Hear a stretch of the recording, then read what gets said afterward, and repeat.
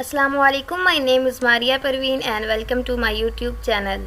आज की इस वीडियो में हम ENG 201 के फाइनल टर्म के हवाले से MCQs को डिस्कस करने जा रहे हैं। जैसा कि मैंने एक पोस्ट भी की थी यूट्यूब पे, कम्युनिटी टैब में मैंने पोस्ट डाल दी थी कि अगर आप लोग कहें तो मैं एक मॉज फाइल की जो है MCQs वो उस पर वीडियो बना दूँ। तो काफ़ी लोगों ने मुझे कहा था कि बना दें, तो मैंने सोचा चले मैं बना देती हूँ। इससे एक तो ये फ़ायदा होगा कि जो मैं MCQs आप लोगों से शेयर करूँगी और डिटेल में जो आप लोगों को मैं इसके आंसर बताऊँगी कि कैसे इसका आंसर आ रहा है और सारा बताऊँगी, उससे एक तो ये फ़ायदा होगा कि अब आपको इसकी समझ आ जाएगी कि इस क्वेश्चन में ये कहा गया है, इसका आंसर ये कैसे आ रहा है।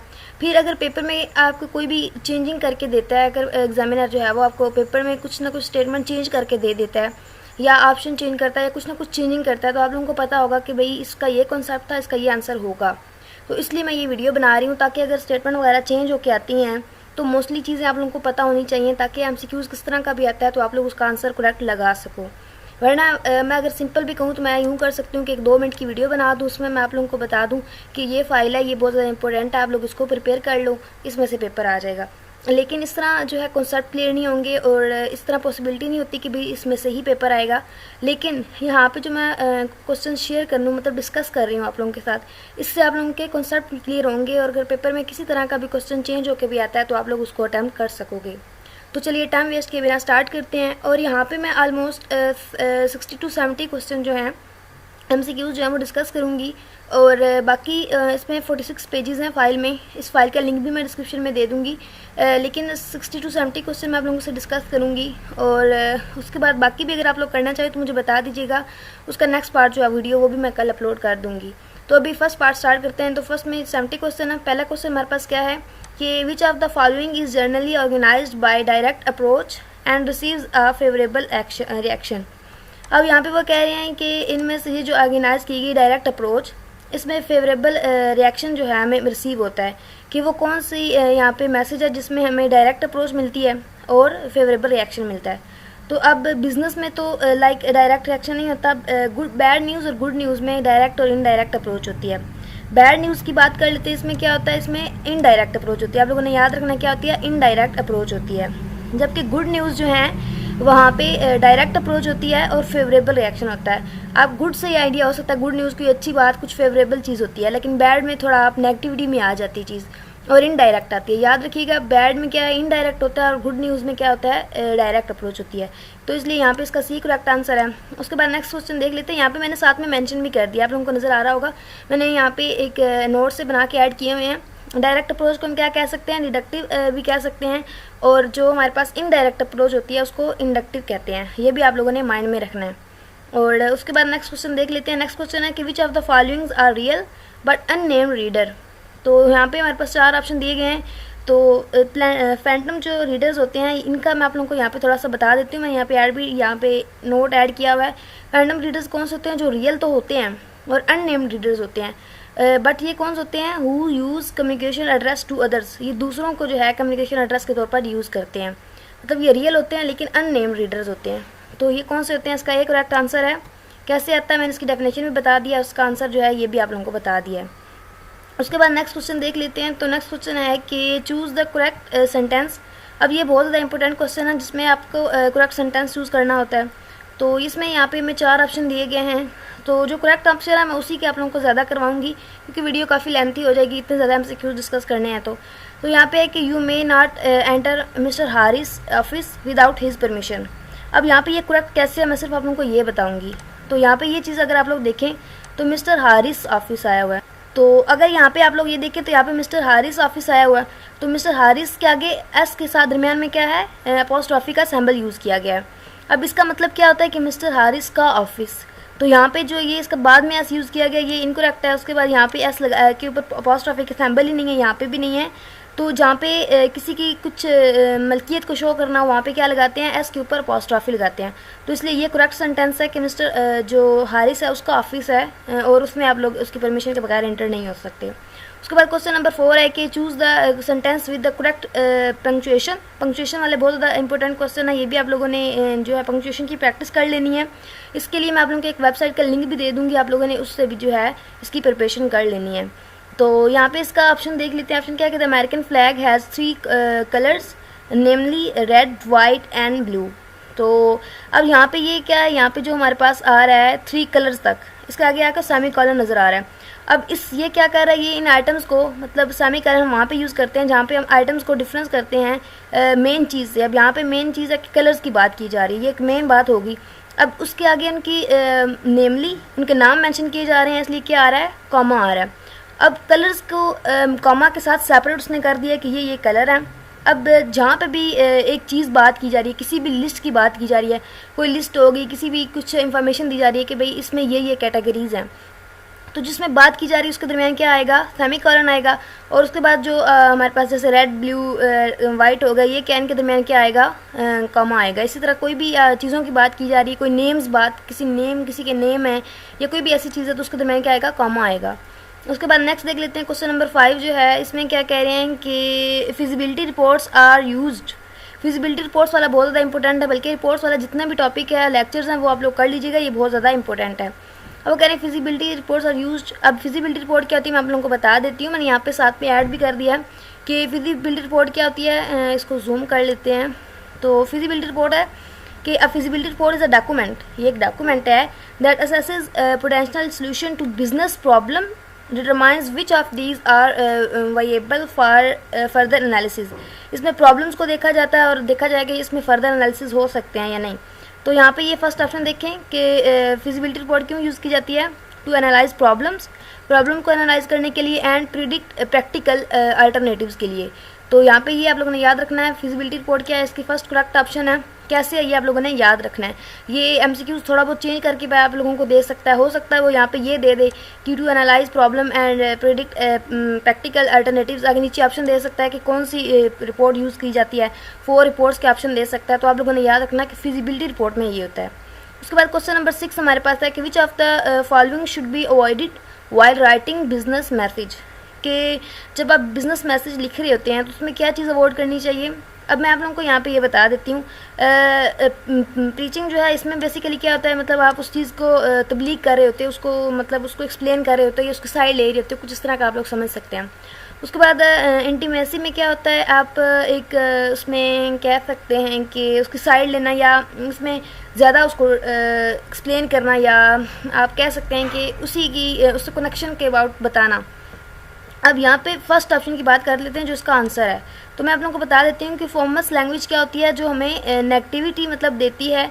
अब ये मैंने इसकी डेफिनेशन खुद से लिखी है, मतलब ये आप लोगों को समझ आ जाए, ताकि जो इसमें मतलब नेगेटिविटी होती है, इंटरप्शन होती है, और जो राइटर होता है वो अपना डायरेक्ट अपना एक्सप्लेन नहीं कर पा रहा होता, जो उसने अपना मैसेज कन्वे करना है वो ईजिली कन्वे नहीं कर पा रहा होता है, इसमें प्रॉब्लम होती है, इंटरप्शन होती है। तो ये इसको अवॉइड करना चाहिए फॉर्मस लैंग्वेज को। जब हम बिज़नेस राइटिंग कर रहे होते हैं, बिज़नेस मैसेज क्रिएट करते हैं, तो फॉर्मस लैंग्वेज को अवॉइड करना चाहिए। उसके बाद क्वेश्चन नंबर 7 आता है कि which of the following is the process of drafting your message. कि ड्राफ्टिंग योर मैसेज के लिए ये प्रोसेस कौन सा है, कंपोजिंग एक ऐसा प्रोसेस है जिसमें आप लोग क्या करते हैं कि ड्राफ्ट करते हैं अपने मैसेज को। तो ये आप लोगों ने याद रखना है, कंपोजिंग में क्या होता है, मैसेज को ड्राफ्ट किया जाता है। अब यहाँ पे मैं आप लोगों को एक बात बताना चाहूँगी कि ये एमसीक्यूज़ मैं इसलिए आप लोगों से डिस्कस कर रही हूँ क्योंकि एक तो इसलिए कि आपके कॉन्सेप्ट क्लियर हो जाएंगे, दूसरा इसलिए कि इस फाइल जो मास की फ़ाइल है ये बहुत ज़्यादा इंपॉर्टेंट है, और काफ़ी स्टूडेंट्स ने मुझे बताया भी है कि उनका पेपर जो है वो मास की फ़ाइल में से आ रहा है। तो आप लोग भी इस फाइल को अच्छे से प्रिपेयर कर लीजिएगा, तमाम एमसीक्यूज़ को देख लीजिएगा और प्रिपेयर कर लीजिएगा। इसके अलावा सब्जेक्टिव की फ़ाइल जो मैंने दी है, वीडियो बनाई हुई है, उसको भी देख लीजिएगा, और जो मास की फ़ाइल है वो भी आप लोग प्रिपेयर कर लीजिएगा। लेक्चर जिन्होंने किए हुए हैं उनकी तो अच्छी बात है, बट जिन्होंने नहीं किया हुआ वो ये तीनों फाइल्स लाजमी कर लें।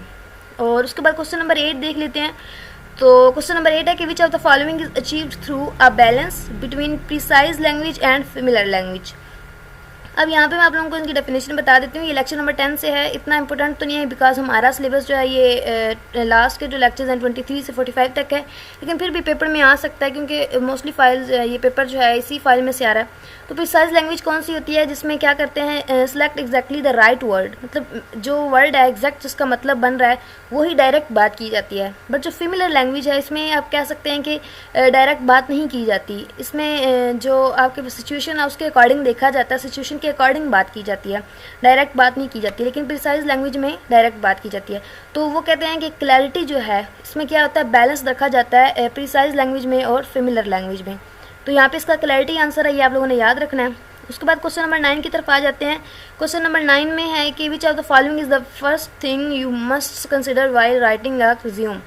तो फर्स्ट थिंग क्या है कि डिफाइनिंग योर ऑब्जेक्टिव्स। सबसे पहले हम लोग क्या करते हैं, ऑब्जेक्टिव्स को डिफाइन करते हैं, इंट्रोडक्शन देते हैं, डिफाइन करते हैं। यही मोस्टली रिपोर्ट्स की, मैसेज की राइटिंग में फर्स्ट फोकस किस चीज़ पे होता है, डिफाइन करना, किसी चीज़ का इंट्रो देना। और फर्स्ट चीज़ यही होती है कि हम इंट्रो देते हैं या डिफाइन करते हैं। तो इसका फर्स्ट ऑप्शन जो है ये करेक्ट है। उसके बाद क्वेश्चन नंबर 10 की तरफ आ जाते हैं, बल्कि यहाँ पे मैंने इसका भी साथ में लेक्चर नंबर 3 मेंशन कर दिया है कि ये लेक्चर नंबर 3 से आई हुई थी। और इसमें ये आप लोग देख सकते हैं लेक्चर नंबर 3 के स्टार्ट में हेडिंग दी गई है, वहाँ पे ये आपको बताया गया है कि इसका फर्स्ट जो है वो थिंग कौन सी होती है। और उसके बाद क्वेश्चन नंबर 10 की तरफ आते हैं। क्वेश्चन नंबर 10 है कि which of the following is associated with scholarly writing. अब इनफॉर्मल और फॉर्मल का ऑप्शन बता देती हूँ मैं आप लोगों को। इनफॉर्मल क्या होता है कि इसमें मोस्टली जो है बिजनेस राइटिंग देखी जाती है, और या ईमेल हो गया, मेमोज, लेटर, इस तरह की चीज़ें होती हैं इनफॉर्मल राइटिंग में। जबकि जो फॉर्मल राइटिंग होती है ये स्कॉलर टाइप होती है, और इसमें गवर्नमेंट की आप कह सकते हैं राइटिंग, या स्कॉलर की राइटिंग, या इस तरह की राइटिंग वगैरह जो होती हैं वो फॉर्मल राइटिंग होती हैं। तो यहाँ पे उसी की बात की जा रही है स्कॉलर राइटिंग की, तो ये किस में आएगी, फॉर्मल राइटिंग में आएगी। तो इन दोनों में डिफरेंस आप लोगों ने याद रखना है। वो हो सकता है इसकी जगह इसका पूछ ले कि ये क्या होती है इनफॉर्मल राइटिंग, तो इसलिए आपने दोनों का याद रखना है। अब नेक्स्ट क्वेश्चन नंबर 11 है कि which of the following questions that produce specific information save time require less effort. मतलब इसमें सेव होता है हमारा टाइम, हमें कम एफर्ट करनी पड़ती है, स्पेसिफिक इन्फॉर्मेशन मिलती है। एंड यहाँ पे इसका ऑप्शन क्या है कि open and questions, close ended questions, subjective and objective. ये भी बहुत ज़्यादा इंपॉर्टेंट क्वेश्चन है, शायद मैंने यहाँ पे मेंशन, ये देखिए आप लोग देख सकते हैं मैंने मेंशन कर दिया था कि ये बहुत ज़्यादा इंपॉर्टेंट क्वेश्चन है। ओपन एंड क्वेश्चंस और क्लोज एंडेड क्वेश्चंस का आप लोगों को पता होना चाहिए। अब यहाँ पे क्लोज एंडेड क्वेश्चन में क्या होता है कि हमें शॉर्ट आंसर देना होता है, टाइम कंज्यूम हमारा ज़्यादा नहीं होता, टाइम कंज्यूम होता है, और इंफॉर्मेटिव बात की जाती है, टू द पॉइंट बात होती है। तो यहाँ पे उन्होंने यही कहा है आपको क्वेश्चन में, आप लोगों को मैंने ऊपर ये बताया कि इसमें क्या होता है कि शॉर्ट टाइम होता है और लेस एफर्ट करनी पड़ती है। तो यहाँ पे क्लोज एंडेड क्वेश्चन जो है यही इसका करेक्ट आंसर है। इसीलिए करेक्ट आंसर है क्योंकि इसमें येस और नो की फॉर्म में आंसर दिया जाता है, जबकि जो ओपन एंडेड क्वेश्चन है इसमें इन्फॉर्मेशन मांगी जाती है, डिटेल दी जाती है, एक्सप्लेन किया जाता है चीज़ों को। ये दोनों भी आप लोग याद रखिएगा, ये पेपर में आ सकती हैं। और सब्जेक्टिव का तो आप लोगों को पता ही होगा, इसमें भी कुछ एक्सप्लेन टाइप किया जाता है, लाइक काफ़ी ज़्यादा डाटा दिया जाता है। ऑब्जेक्टिव में आप काम के लिहाज से बताया जाता है, शॉर्ट कह सकते हैं। उसके बाद क्वेश्चन नंबर 12 है कि चूज़ द करेक्ट सेंटेंस। ये फिर वही करेक्शन आ गई है, ये बहुत ज़्यादा इंपॉर्टेंट है। और इसके लिए मैं वही फाइल जो वेबसाइट का लिंक मैंने आप लोगों को बताया है, उसमें से ऑलमोस्ट 5-6 क्वेश्चन जो हैं वो इस फाइल में दिए गए हैं, जो कि आप लोगों के पास पेपर में आ चुके हैं। तो इसलिए उस जो वेबसाइट है उसको आप लोग लाजमी कर लीजिएगा। उसमें ऑलमोस्ट 44 या 40 क्वेश्चन हैं, और वो बहुत ज़्यादा इंपॉर्टेंट है। मैंने इसीलिए वीडियो के स्टार्ट में कहा था कि आप लोग उसको लाजमी कर लो, उसमें से MCQs आते हैं करेक्शन के लिहाज से। तो यहाँ पे हमें करेक्शन के लिए जो करेक्ट आंसर है मैं उसको जो है डिस्क्राइब कर देती हूँ कि I am asking if you would like to roller blade together tomorrow. अब यहाँ पे ये क्या है नॉट अ डायरेक्ट क्वेश्चन, इसमें डायरेक्ट क्वेश्चन नहीं है, इसलिए यहाँ पे एंड पे क्वेश्चन मार्क भी नहीं आएगा और इन्वर्टेड कॉमास भी नहीं आएंगे। बाकियों में इन्वर्टेड कॉमास और क्वेश्चन मार्क दिया गया, यहाँ पे नहीं आएगा। क्यों नहीं आएगा? क्योंकि वो खुद कह रहा है कि मैं तुमसे ये पूछ रहा हूँ कि मुझे ये बताओ, वो उससे पूछ रहा है, उससे डायरेक्ट क्वेश्चन नहीं कर रहा, बल्कि वो खुद ऐसी बात उससे कर रहा है। तो ये भी आप लोगों ने करेक्शन देख लेनी है, करेक्शन लाजमी कीजिएगा जितनी आप लोगों की प्रैक्टिस हो सके। उसके बाद क्वेश्चन नंबर 13 है कि choose the correct sentence that is a problem which can not be solve without a calculator. तो अब विच मतलब यहाँ पे प्रॉब्लम की बात कर रहा है, तो प्रॉब्लम असली विच आएगा। अगर यहाँ पे किसी पर्सन की बात की जाती तो हु आता, इसी तरह किसी चीज़ की बात की जाती है तो दैट आ सकता था। हुम जो है तो भी किसी पर्सन की बात की जा रही थी तब हुम आता। तो विच यहाँ पे इसलिए आ रहा है क्योंकि प्रॉब्लम की बात कब की जा रही है कि that is a problem which can not be solve without a calculator. ठीक हो गया। अब ये आप लोगों ने याद रखना है, ये भी प्रपोजिशन और इस तरह की चीज़ें आती हैं पेपर में। उसके बाद क्वेश्चन नंबर 14 है which of the following proposal section is related to researchers investigation. अब यहाँ पे कह रहे हैं कि वो कौन सा प्रपोजल सेक्शन है जो रिसर्चर इन्वेस्टिगेशन से रिलेटेड होता है। तो रिसर्च क्वेश्चन जो है ये इसका करेक्ट आंसर है। इसमें क्या होता है कि जो रिसर्चर इन्वेस्टिगेशन होती है उससे रिलेटेड ये आपका प्रपोजल सेक्शन है, इसमें रिसर्चर इन्वेस्टिगेशन की जाती है और उससे रिलेटेड क्वेश्चन किए जाते हैं। और ये तो कॉमन सेंस वाला, अगर आप क्वेश्चन आपको समझ नहीं आ रही है, आप गौर करें। रिसर्चर्स इन्वेस्टिगेशन मतलब इन्वेस्टिगेशन हो रही है, पूछताछ हो रही है, उसमें इन्वेस्टिगेशन की जा रही है, तो वो क्वेश्चन किया जा रहा है, मतलब आप यही कह सकते हैं कि उसमें रिसर्च के अबाउट क्वेश्चन किए जा रहे हैं। तो भी इसका करेक्ट आंसर है। उसके बाद क्वेश्चन नंबर 15 की तरफ आते हैं तो यहाँ पे क्वेश्चन नंबर 15 है कि which method is the bottom of our generative approach to research. तो यहाँ पे इंडक्टिव मेथड है, इसका मुझे बिल्कुल भी कंफर्म नहीं है, इसका आप लोग खुद कंफर्म कीजिएगा। अगर आप लोगों को कंफर्म हो गया तो आप लोग कमेंट सेक्शन में भी लाजमी बताइएगा। हो सकता है ये करेक्ट आंसर हो, लेकिन मुझे इसकी समझ नहीं आई कि ये करेक्ट आंसर कैसे है एंड इंडक्टिव मेथड कैसे है। यहाँ पे मैंने हर क्वेश्चन का जो है वो कंफर्म किया है, खुद ज़ाती तौर पे मैंने हर क्वेश्चन को कंफर्म किया कि किसी का कोई रॉन्ग आंसर ना लगाओ। स्टूडेंट्स कह रहे थे कि इसमें इस फाइल में से पेपर आ रहा है, तो इसलिए मैंने कहा कि हर जो है क्वेश्चन वो उसका आप लोगों को आंसर करेक्ट मिलना चाहिए। तो उसके बाद एक हमारा पास पेपर जो कंप्लीट हो गया, उसके बाद फाइनल टर्म 2011 की तरफ आ जाते हैं। वीडियो आई थिंक लेंथी हो रही है क्योंकि अभी तो 15 क्वेश्चन हुए हैं, लेकिन अगर आप लोग वीडियो एंड तक देख लेते हैं तो आपका बहुत ज़्यादा इससे फ़ायदा हो जाएगा। तो नेक्स्ट क्वेश्चन है कि what is the last thing you need to do before you get ready to distribute your document. तो यहाँ पे वो कह रहे हैं कि जब आपने अपना डॉक्यूमेंट डिस्ट्रीब्यूट करना हो तो उससे पहले आपको लास्ट थिंग क्या चीज़ मतलब करनी चाहिए। तो यहाँ पे इसका क्या है, प्रूफ रीडिंग। प्रूफ रीडिंग क्या होती है मैं आप लोगों को बता देती हूँ। प्रूफ रीडिंग ये लेक्चर नंबर 14 से दी गई है। प्रूफ रीडिंग में आप अपनी मिस्टेक्स वगैरह चेक करते हैं, उसमें कोई मिस्टेक वगैरह नहीं है, ग्रामर में कोई मिस्टेक तो नहीं है, वैसे कोई स्पेलिंग मिस्टेक तो नहीं है। और जब मतलब आप अपना डॉक्यूमेंट डिस्ट्रीब्यूट कर रहे हो उससे पहले आप लोग क्या करोगे, प्रूफ रीडिंग देखोगे, मतलब आपकी कोई मिस्टेक वगैरह तो नहीं है। उसके बाद वही क्वेश्चन अगेन रिपीट हो गया, फिजिबिलिटी रिपोर्ट वाला। फिजिबिलिटी रिपोर्ट में to analyse problems and predict practical alternatives, वही जो मैंने ऊपर आप लोगों को फिजिबिलिटी रिपोर्ट का बताया था वही अगेन रिपीट हो गया। उसके बाद नेक्स्ट क्वेश्चन है कि which phrase is used during a presentation. Presentation के दरमियान जो है कौन सा फ्राज यूज़ किया जाना चाहिए। तो ये कौन सा है, thank you very much for your time today. तो ये इसको यहाँ पे यूज़ किया जाता है। ये लेक्चर बहुत ज़्यादा इंपॉर्टेंट है, मैंने साथ में लेक्चर मेंशन कर दिए हैं 43 to 45।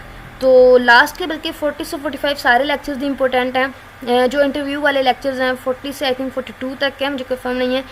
और उसके बाद जो प्रेजेंटेशन वाले लेक्चर्स हैं, ये दोनों टॉपिक्स जो हैं इंटरव्यू और प्रेजेंटेशन वाले बहुत ज़्यादा इंपॉर्टेंट हैं, इनको लाजमी तौर पर कर लीजिएगा, सब्जेक्टिव ऑब्जेक्टिव दोनों के लिहाज से।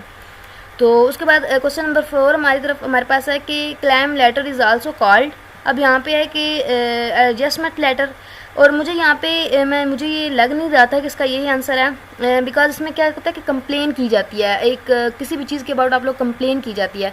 तो यहाँ पे इन दोनों को, और मैंने सर्च किया था उसके अकॉर्डिंग जो डेफिनेशन बनी थी उसके मैंने यहाँ पे आप लोगों को दिखा देती हूँ। डेफिनेशन है कि a claim letter is sent by a customer to a business और agency to identify a problem, मतलब प्रॉब्लम बताई जाती है, वही हो गया कि कंप्लेन की जाती है, कोई प्रॉब्लम बताई जा रही है।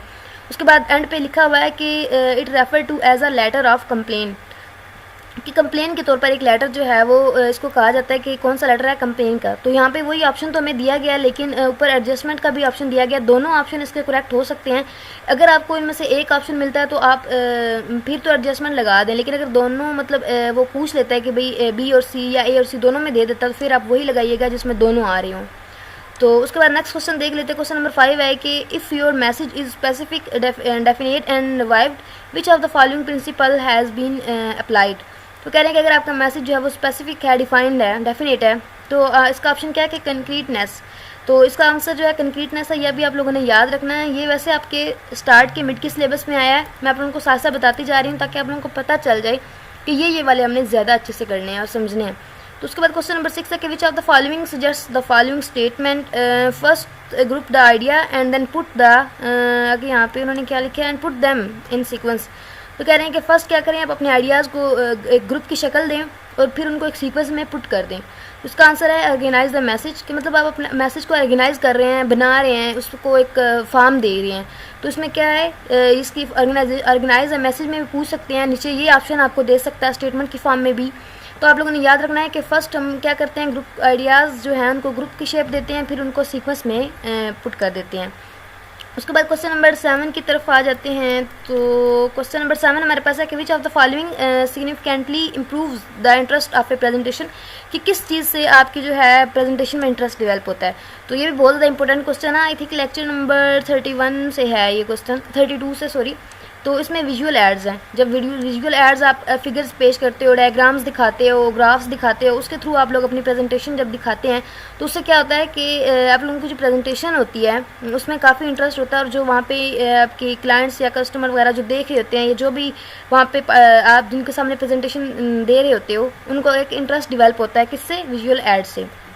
तो उसके बाद क्वेश्चन नंबर 8 है कि what is meant by task facilitating roles. तो इसमें टास्क फैसिलिटेटिंग रोल्स का क्या होता है, रोल्स से आप लोगों को पता चल गया कि उनका रोल क्या है। टास्क की बात की जा रही है, कोई टास्क है तो ये क्या suggesting decision making procedures that will move the group towards the goal. तो यहाँ पे इसकी डेफिनेशन भी आप लोगों ने याद रखनी है कि इसमें गोल्स के अबाउट जो है फोकस किया जाता है, मूव किया जाता है, और ये भी इम्पोर्टेंट है। और उसके बाद क्वेश्चन नंबर 9 है कि how many elements are found in conventional superstructure for instructions. तो यहाँ पे इसके 5 ऑप्शन है, और इसमें ये 5 ऑप्शन मैंने आप लोगों को नीचे नोट में शो कर दिए हैं। पहला क्या है, इंट्रोडक्शन, दूसरा फैक्ट्स, तीसरा डिसीजन, फोर्थ पे है conclusion, and last one recommendation. तो ये भी आप लोगों ने याद रखना है कि कन्वेंशनल सुपरस्ट्रक्चर फॉर इंस्ट्रक्शंस के लिए जो सुपरस्ट्रक्चर है वो कौन से हैं, 5 होते हैं, और कौन कौन से मैंने मेंशन कर दिए हैं, ये आप लोग याद रखिएगा। उसके बाद है 10 हमारे पास है कि एड स्टैंड फॉर। तो यहाँ पे इसका काम क्या किया गया, एक्चुअली हमें जो ऑप्शन दिए गए हैं उसके काम के अबाउट दिए गए हैं। तो यहाँ पे ये दूसरा क्वेश्चन है, इसमें मतलब हमने सिर्फ ये बताना है कि स्टैंड्स फॉर। तो यहाँ के ये क्या है, एक्वायर्ड इम्यूनो डेफिशिएंसी सिंड्रोम। तो एड्स किससे स्टैंड करता है, ये भी आप लोगों ने लाजमी तौर पर याद रख लेना है, हो सकता है कि ये भी आपके पेपर में आ जाए। उसके बाद नेक्स्ट क्वेश्चन नंबर 11 है कि चूज़ द करेक्ट सेंटेंस। अब यहाँ पे अगेन वो सेंटेंस के करेक्शन के आ गए हैं। तो मैंने आप लोगों को जैसे बताया, पिछले आपने जो पेपर देखा 15 क्वेश्चन थे सिर्फ, और उसमें भी ऑलमोस्ट 2 से 3 जो थे वो करेक्शन वाले थे। इसमें अगेन आप लोग देख सकते हैं कि करेक्शन वाले आ रहे हैं। इसका मतलब करेक्शन वाले बहुत ज़्यादा इंपॉर्टेंट है। अगर 15 MCQs में करेक्शन वाले 2 से 3 आ सकते हैं, तो सोचिए हमारा पेपर जो है 14 MCQs का होगा, उसमें हर 15 में 2 से 3 अगर ये आते हैं तो आप लोगों के, अगर आप लोग इसके कर लो तो आप लोग ऑलमोस्ट 10 क्वेश्चन मार्क्स तो इससे गेन कर सकते हो। तो 11 क्वेश्चन है कि चूज़ द करेक्ट सेंटेंस। अब यहाँ पे आंसर क्या है उसको देख लेते हैं। तो आंसर है कि friendly little dog is all I need for the company. तो यहाँ पे तो हमारे जो है पंक्चुएशन की बात की जा रही है, आप लोग देख सकते हैं कॉमा, सेमीकोलन और हाइफन का सैम्बल दिया गया है, लेकिन इसमें कोई सैम्बल नहीं दिया गया। क्यों नहीं दिया गया, क्योंकि सेंटेंस पे गौर करें कि फ्रेंडली लिटिल डॉग। अब यहाँ पे कोई ऐसी हमें ज़रूरत नहीं है कि हम इसको सेपरेट करें फ्रेंडली को लिटिल से, यहाँ पे कॉमा या किसी भी सैम्बल के थ्रू। ये एक सेंटेंस है, और सेंटेंस जो है उसमें कोई इस तरह का पंक्चुएशन सैम्बल नहीं आएगा। अब उसके बाद यहाँ पे है कि choose the sentence with the correct commas placement, कि करेक्ट कॉमा प्लेसमेंट के थ्रू इसको चूज़ करें। तो अब हमारे पास जो है ऑप्शन क्या है, आंसर क्या है इसका, we will grant you immunity if you decide to cooperate with us. तो यहाँ पे जो है हमें इनमें कॉमास दिए गए हैं, इसमें यहाँ पे कॉमा दिया गया, लेकिन यहाँ पे नहीं दिया गया। वो कह रहे थे हमें कॉमा प्लेसमेंट का बताना है करेक्ट कौन सा है, तो यहाँ पे इसमें कोई कॉमा नहीं दिया गया। सेंटेंस गौर करें, सेंटेंस पे आप लोगों ने फोकस करना, तो ही आप लोगों को समझ आएगी कि इसमें कॉमा आएगा या नहीं आएगा या कहाँ पे आएगा। तो यहाँ पे वो कह रहे हैं कि we will grant you immunity if you decide to cooperate with us. तो ये सिंपल सा एक सेंटेंस, इसमें कॉमा की जरूरत नहीं है, इसलिए इसका डी करेक्ट आंसर है। और यहाँ पे नीचे जो मास की फाइल बनाई गई है उसमें उन्होंने लिंक भी दिया हुआ है कि इसका कहाँ से करेक्ट आंसर है, आप लोग चाहें तो चेक भी कर सकते हैं। और उसके बाद नेक्स्ट क्वेश्चन देखते हैं। तो नेक्स्ट क्वेश्चन है कि software functional specification usually contains. तो ये भी बहुत ज़्यादा इंपॉर्टेंट क्वेश्चन है, ये लेक्चर नंबर 33 से है। फंक्शनल स्पेसिफिकेशन, उसके बाद डिज़ाइन स्पेसिफिकेशन, और एक का मुझे नाम नहीं याद आ रहा। ये स्पेसिफिकेशन की टाइप्स जो हैं ये आप लोग लाजमी कर लीजिएगा, ये लेक्चर नंबर 33 में है, मैंने साथ में मेंशन कर दिया है कि प्रिपेयर ऑल स्पेसिफिकेशन टाइप्स। तो ये आप लोगों ने टाइप्स याद कर लेनी है। और फंक्शनल स्पेसिफिकेशन में क्या होता है कि अजम्पशंस होती हैं, रिसोर्सेज होते हैं, कॉस्ट टारगेट बताया जाता है, मेंटेनेंस वगैरह, काफ़ी इसमें उन्होंने और भी ऑप्शन बताए हुए थे, वो आप लोग हैंड आउट से देख लीजिएगा। तो इसका सी करेक्ट आंसर होगा, क्योंकि इसमें ए और बी दोनों ऑप्शन जो दिए गए हैं ये आते हैं। तो उसके बाद नेक्स्ट क्वेश्चन नंबर 14 है कि which of the following messages aim to influence audience who are inclined to resist so they depend heavily on strategic planning. इसका आंसर क्या है, प्रोसेसिव मैसेजेस हैं वो क्या, इसका आंसर है कैसे आता है, ये बहुत ज़्यादा इंपॉर्टेंट है। और इसमें इन्होंने हमें क्या कहा था कि जिसमें ऑडियंस को इन्फ्लुएंस किया जाता है, मतलब एम हमारा क्या होता है, ऑडियंस को टारगेट, हमारा ऑडियंस हमारी टारगेट होती है और उनका इंटरेस्ट डिवेल्प करना होता है, उनका फोकस जो है वो हमारे पे होना चाहिए। ऐसे मैसेजेस जो हैं उनको क्या कहते हैं, परसुएसिव मैसेजेस कहते हैं। उसके बाद ये भी इंपॉर्टेंट है, मैंने यहाँ पे अगेन बता रही हूँ, मैंने मेंशन कर दिया था, मैसेजेस सारे आप लोग कर लीजिएगा। मैसेजेस की जितनी भी टाइप आपके लेक्चर्स हैंडआउट्स में दी गई हैं ये भी आप लोग कर लीजिएगा। रीडर्स की टाइप्स कर लीजिएगा, स्पेसिफिकेशन की टाइप्स कर लीजिएगा, जितने भी यहाँ पे टाइप्स दी गई हैं। उसके बाद क्वेश्चन नंबर 15 है कि choose the sentence with the correct comma placement. Again comma placement की बात आ गई, तो यहाँ पे फिर मैं आप लोगों को बताना चाहूँगी कि आपने एरर्स का भी कर लेना है। सेंटेंस एरर हो गया, एफ यू सेंटेंस हो गया, उसके बाद कॉमा स्प्लाइस हो गया, ये सारे भी आप लोग कर लीजिएगा। और इसके अलावा कॉमा का यूज़, सेमीकोलन का यूज़, हाइफन का यूज़, कॉलन का यूज़ वो भी लाजमी कर लीजिएगा, ये बहुत ज़्यादा इंपॉर्टेंट है। और आई थिंक ये आपके लेक्चर नंबर 36-7 में कहीं पे है, मुझे एग्जैक्ट नहीं पता, लेकिन आप लोग लाजमी कर लीजिएगा। तो यहाँ पे कॉमा की हम देख लेते हैं कि यू आर, आगे कॉमा आ रहा है, आई am sure telling the truth. तो यहाँ पे सेंटेंस को अगर आप गौर से पढ़ें, पढ़ के देखें कि ये कैसे बन रहा है, इसका यहाँ पे कॉमास क्यों आ रहे हैं। तो देखें, you are, I am sure telling the truth, कि यू आर तुम हो, आई एम श्योर मुझे यकीन है, मतलब वो बता रहा है कि मुझे यकीन है कि तुम हो, टेलिंग द ट्रुथ। अगर सच मतलब मैं बता रहा हूँ कि यू आर तुम हो, वहाँ पे वो एक थोड़ा एक ठहर के बता रहा है कि तुम हो, तो रुक रहा है, मतलब यहाँ पे कॉमा आएगा। उसके बाद आई एम श्योर मुझे यकीन है, फिर वो एक अलग बात कर रहा है कि हाँ मुझे यकीन है, अलग बात कर रहा है। ये दो यहाँ पे अलग अलग बन रहे हैं क्लासेस, इसलिए यहाँ पे कॉमा आएगा। तो ये भी आप लोगों ने याद रखना है। और उसके बाद ये भी हमारा जो है पेपर ये कंप्लीट हो गया। उसके बाद 2010 स्प्रिंग की तरफ आ जाते हैं। तो आई थिंक वीडियो तो काफ़ी लेंथी हो रही है, लेकिन करने एमसीक्यूज अगर आप लोग कर लेंगे तो आपका भी फ़ायदा हो जाएगा। तो उसके बाद नेक्स्ट क्वेश्चन नंबर 1 इसमें दिया गया है कि which of the following messages aim to influence audience. ये अगेन वही क्वेश्चन आ गया है प्रोसेसिव मैसेजेस वाला, जिसमें ऑडियंस जो है उसका एम होता है ऑडियंस इन्फ्लुएंस का। तो ये वही रिपीट क्वेश्चन है। अब ये क्वेश्चन देखें कि which of the following phrase is used. यहाँ पे यूज़ किया गया दिस इज़ कैन, वो कह रहा है। अब इसमें ए और डी दोनों में डाउट है। यहाँ पे ए भी हो सकता है, डी भी हो सकता है। कैसे कि अब वो कह रहा है कि दिस इज़ कैन। अब सम टाइम ऐसे होता है कि आप सेल फोन पे किसी को कोई कॉल करता है, वो कहता है आप कौन, तो आप कहते हैं दिस इज़ कैन, या दिस इज़ मतलब अपना नेम बताते हैं। तो ये इस तरह भी हो सकता है। और ये भी हो सकता है कि आप इंट्रोड्यूस करवा रहे हैं जनरल, मतलब आपसे कोई कुछ पूछ रहा है तो आप उसको इंट्रोडक्शन दे रहे हैं कि मतलब दिस इज़ कैन, मैं मतलब मैं ये हूँ, अपना आप नाम बता रहे हैं। तो दोनों पॉसिबिलिटीज़ हो सकती हैं। तो इसका मुझे कंफर्म नहीं था, अगर आप लोगों को हुआ तो आप लोग कंफर्म कर लीजिएगा। मुश्किल है, इसमें दोनों ही आंसर बन रहे हैं। उसके बाद क्वेश्चन नंबर 3 की तरफ आते हैं। क्वेश्चन नंबर 3 है कि a fault in the communication procedure where the meaning of the message is lost. कि वो कौन सा फॉल्ट है जिसमें आपका एग्जैक्ट जो मीनिंग आप बताना चाह रहे होते हैं वो आप लॉस कर देते हो। और इसमें in translation from intention to language और from language to understanding is called. अब ये क्या होता है, डिस्टॉर्शन होती है। ये भी आप लोग याद रखिएगा, ये भी इंपॉर्टेंट है। इसमें क्या होता है कि आपको जो एग्जैक्ट आप मतलब बताना चाह रहे होते हो, जो एग्जैक्ट बात करना चाह रहे होते हैं, आप उसका मतलब जो है मतलब बता नहीं पाते। आप डायरेक्ट जो बात कहना चाह रहे हैं आप उसकी जगह कुछ और बोल देते हैं, और अपना एग्जैक्ट जो मतलब बताना चाह रहे होते हैं वो आप लॉस कर देते हैं, और कुछ और उसकी जगह मतलब नेक्स्ट जो बंदा जिसके आप कह रहे हैं उसको और समझ आता है। तो मतलब आप अपना एग्जैक्ट मतलब खो देते हैं, एग्जैक्ट मीनिंग बताना आपको समझ नहीं आती। तो नेक्स्ट क्वेश्चन नंबर 4 है कि which of the following complimentary clause is accurate in journal letter writing. तो इसमें मतलब जर्नल राइटिंग में आपको जो है एक्यूरेट कौन सा है, इसमें देखें योर सिंसियरली कॉमा है, ठीक है, सिंसियरली ये भी चलता है। योर रिस्पेक्टफुली ये भी आता है। जैसे हम इंटर में और आपने मैट्रिक में एप्लीकेशन की थी तो उसमें रिस्पेक्ट के तौर पर एंड पे ये वाले अक्सर वर्ड्स यूज़ किए जाते थे। तो यहाँ पे भी वही पूछ रहे हैं, तो यहाँ पे ये all of the given options आएगा, डी आएगा। तो उसके बाद ये भी इंपॉर्टेंट है, मैंने यहाँ पे मेंशन कर दिया, इसलिए मैंने यहाँ पे साथ साथ नोट्स ऐड किए हैं ताकि अगर मतलब मुझे याद ना रहे वीडियो में मैं तो आप लोगों को बता सकूँ कि ये इंपॉर्टेंट है, आप लोग इसको लाजमी कीजिएगा, हैंड आउट से कीजिएगा, मैं इसलिए यहाँ पे बार बार इनको मेंशन कर रही हूँ। उसके बाद क्वेश्चन नंबर 5 है कि while delivering an oral presentation to large groups a person should use dash style. मतलब आप जब लार्ज ग्रुप में अपनी प्रेजेंटेशन डिलीवर कर रहे हो तो आपको क्या होना चाहिए, फॉर्मल होना चाहिए। ये भी याद रखिएगा, आपको क्या होना चाहिए, फॉर्मल होना चाहिए। उसके बाद क्वेश्चन नंबर 6 है कि what type of questions is used in both factual information and underlying feelings. तो अगेन वही रिपीट हो गया। ओपन एंडेड क्लोज एंडेड का मैंने आप लोगों को बता दिया था, जिसमें यस और नो में शॉर्ट फॉर्म में आंसर दिया जाता है, लेकिन ओपन एंडेड में एक्सप्लेनेशन मांगी जाती है, इन्फॉर्मेशन मांगी जाती है। तो यहाँ पे वही कह रहा है कि वो कौन सा क्वेश्चन है जिसमें फैक्चुअल इन्फॉर्मेशन मांगी जाती है, यूज़ की जाती है। तो ओपन एंडेड में यूज़ की जाती है, ये भी अब आप लोगों को पता हो गया होगा। मैंने आप लोगों को उधर बोला था कि आप लोग ये कर लीजिएगा। तो देखें यहाँ पे भी ये क्वेश्चन इस टर्म में मतलब इस पेपर में रिपीट हो रहा है। तो ये देखिए मैंने यहाँ पे मेंशन किया हुआ repeat and most important. Again कह रही हूँ, ये वाले आप लोग क्वेश्चन की टाइप्स कर लीजिएगा। उसके बाद नेक्स्ट क्वेश्चन का 7 है कि what type of sequential number is given two pages in a book और डॉक्यूमेंट।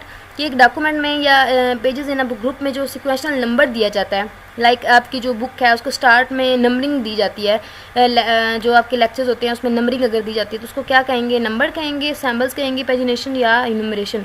तो नंबरेशन में क्या होता है, आप नंबरिंग देते हैं लिस्ट ऑफ आइटम्स या किसी भी लिस्ट को या किसी को पेजेस को डॉक्यूमेंट्स को, जो नंबरेशन दी जाती है वो क्या होती है, उसको क्या कहते हैं, जिसमें नंबर दिए जा रहे होते हैं उसमें क्या कहते हैं, नंबरेशन कहते हैं। जैसा कि यहाँ पे देखें 46 पेजेस हैं, तो हम कौन से पेज पे नंबर पे हैं, 7 पेज नंबर पे हैं। तो ये क्या है, इसकी नंबरेशन है कि 7 जो है इसको शो कर रहा है कि पेज नंबर 7 है। ठीक है, अब ये भी आप लोग याद रखिएगा। मुझे एग्जैक्ट टॉपिक तो नहीं याद, लेकिन जो आपके इस क्विज़ में लेक्चर जो MCQs आ रहे थे या जो लेक्चर्स इंक्लूड थे, ये भी लास्ट क्विज़ आप लोगों का हुआ है, आई थिंक ये लेक्चर नंबर 33 से 39 तक हुआ था, वो बहुत ज़्यादा इंपॉर्टेंट MCQs थे। अगर किसी के पास वो हैं तो वो भी लाजमी कर लीजिएगा। और उसके बाद नेक्स्ट क्वेश्चन देखते हैं। तो choose the sentence with the correct punctuation. Punctuation हमने सेलेक्ट करनी है, तो वी आस्क हमने पूछा, देयरफॉर। अब यहाँ पे जहाँ पे भी आप लोगों के पास कंजंक्शन वर्ड्स आएंगे या इस तरह के सो, देयर, बिकॉज सॉरी नहीं, सो, देयरफॉर, ऐसे वर्ड्स जो आएंगे वहाँ पे क्या आप लोगों ने यूज़ करना है, इन पे कॉमा यूज़ करना है। तो उसके बाद कह रहे हैं कि we ask therefore that you keep this matter confidential. तो अब यहाँ पे इस सेंटेंस में देयरफॉर आ रहा है, देयरफॉर से पहले या सो या इस तरह के जब वर्ड्स यूज़ किए जाएंगे दो आपके क्लासेस के दरमियान, तो आपने वहाँ पे कॉमा लगाना है।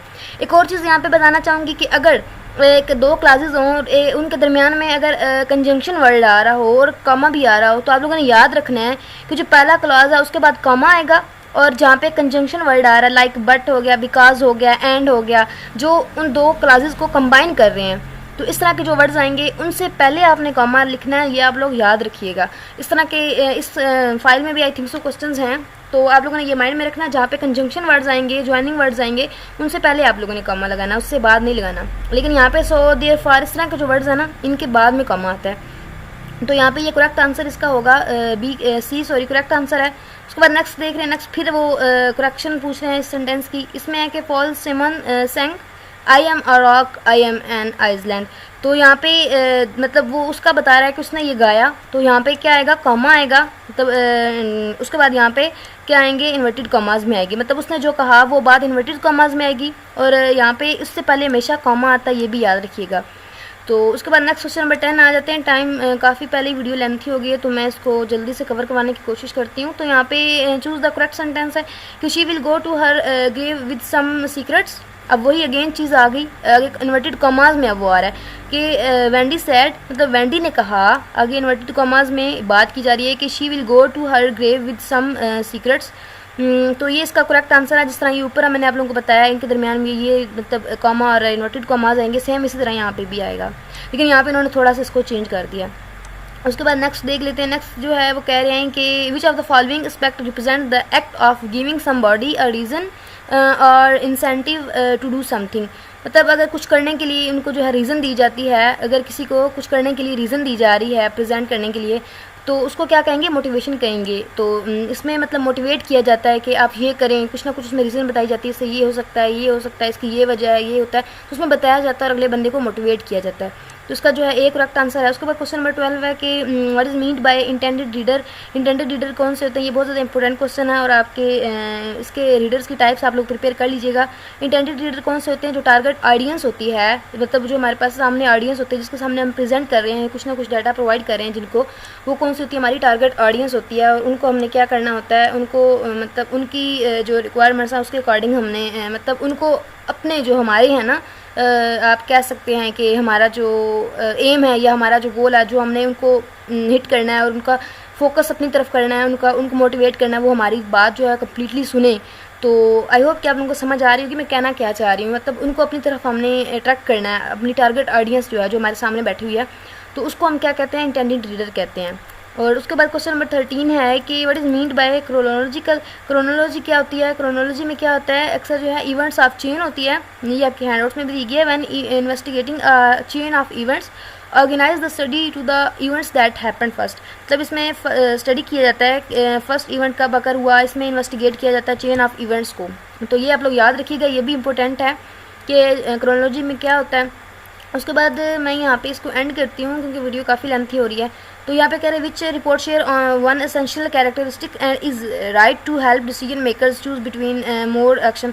तो यहाँ पे इसका करेक्ट आंसर क्या है, फिजिबिलिटी रिपोर्ट। ये भी बहुत इंपॉर्टेंट है, मैंने आप लोगों को फिजिबिलिटी रिपोर्ट और ये सारी रिपोर्ट की टाइप्स करने के लिए पहले भी कहा था, आप लोग इसको लाजमी कर लीजिएगा। उसके बाद क्वेश्चन नंबर 15 है कि choose the correct sentence we are willing to work together whomever you recommend।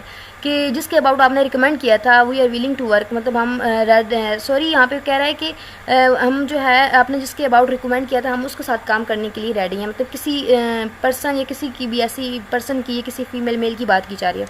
तो ये भी आप लोग यहाँ पे इस वर्ड को याद रखिएगा कि जहाँ पे इस तरह की बात की जा रही हो वहाँ पे वूम एवर यूज़ करना है।